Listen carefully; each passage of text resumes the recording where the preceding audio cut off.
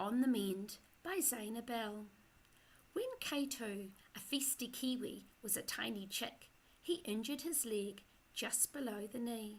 He twisted it so badly that one foot ended up pointing backwards, and he couldn't turn it around again.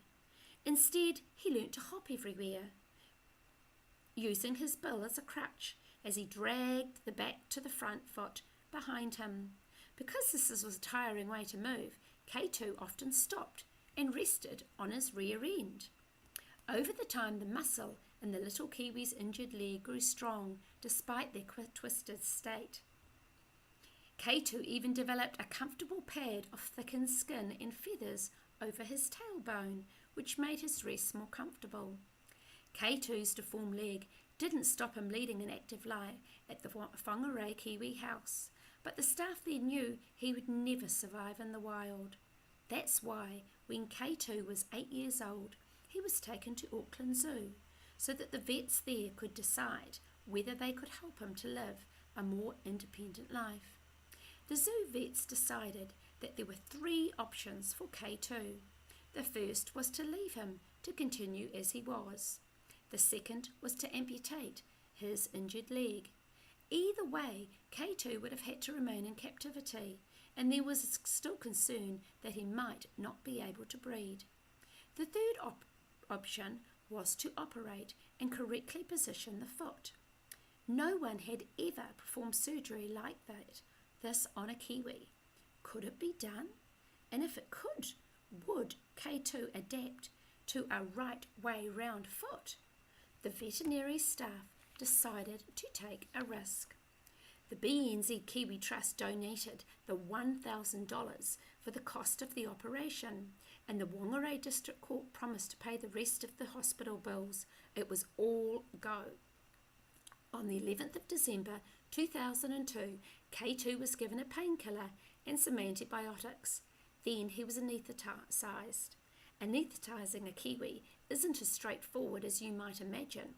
There are special masks to fit mammals that are being anaesthetised, but there isn't one designed to fit over the long bill of a Kiwi. But the vets at the Auckland Zoo are used to challenges. They found a large syringe tube and attached one end to the anaesthesis hose. They placed the other end over K2's bill and sealed any gaps with a rubberized material. Just like a human patient, K2 was covered in sterile drapes. The anaesthetist had to work underneath these in order to keep the stethoscope on K2 throughout the operation.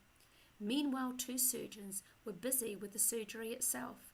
First, they broke K2's leg just below the knee. Then they carefully rotated the bone and the muscle 180 degrees in a clockwise direction. They had to make sure that it didn't damage any of his muscles or tendons as they did so.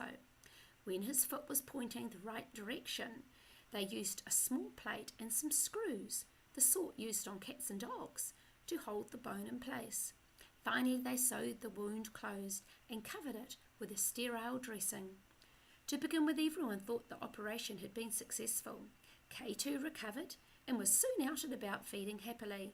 Physiotherapy helped him adjust to using his injured leg muscles in a way that they were intended to, and happily the foot remained healthy. Slowly, K2 began learning the art of walking like a normal Kiwi. But 10 days after the operation, K2 became unusually quiet. He growled if anybody picked up, and he stopped eating. When the vets moved his leg, they could hear a clicking sound around the knee. An X-ray showed that the screws holding the leg plate in place had worked loose. The surgeons were surprised. A plate that was adequate for a cat or a dog, but wasn't strong enough for a Kiwi?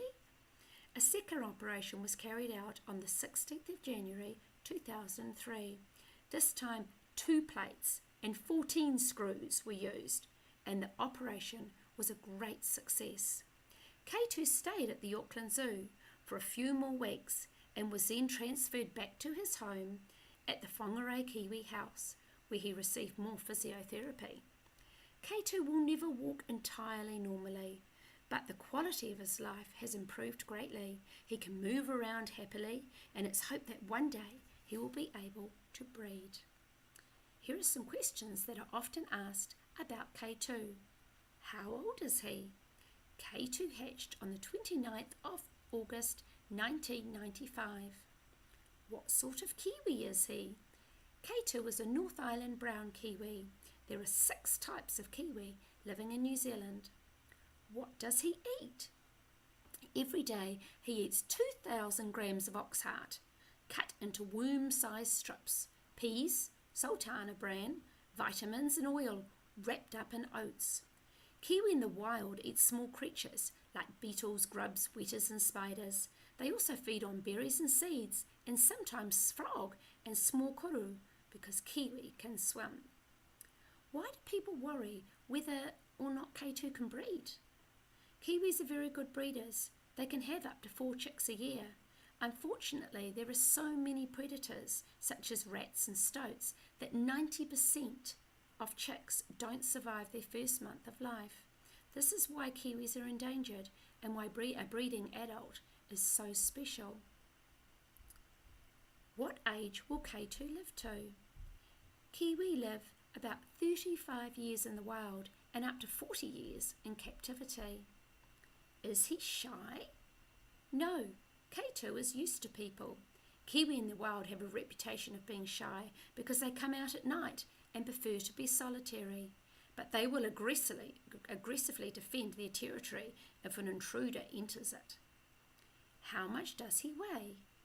Most kiwi weigh between 2 and 3 kilos, and the female is usually heavier than the male.